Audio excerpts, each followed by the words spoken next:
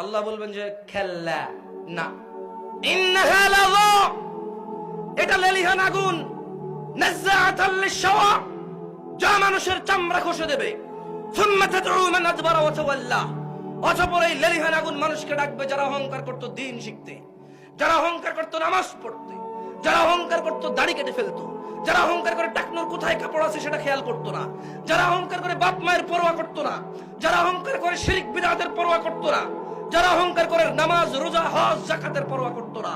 যারা মনে করতো ওলিয়াম মুর্শিদা আছে, যারা মনে করতো জাহান্নামে তো আল্লাহ বের, ঈমান যেহেতু আছে জাহান্নাম থেকে তো বের করবেই আল্লাহ,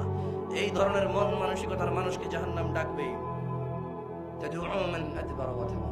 যে অহংকার করে তাকে জাহান্নাম ডাকবে। শোনো নারায়ণগঞ্জের মানুষ, আল্লাহ সুবহানাহু ওয়া তাআলা বলেছেন ওয়াবুররিজাতিল জাহিমু লিল গাওয়িন, অতঃপর পথভ্রষ্টদের জন্য জাহান্নামকে খোলা হবে। ওয়াকিলা লাহুম, এবং তাদের বলা হবে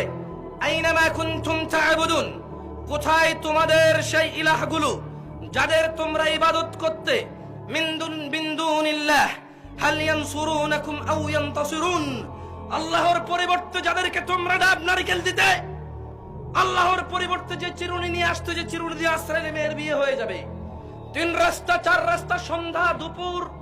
এই মোড়ে গিয়ে ভোগ দিতে, ভাত তরকারি রিজিক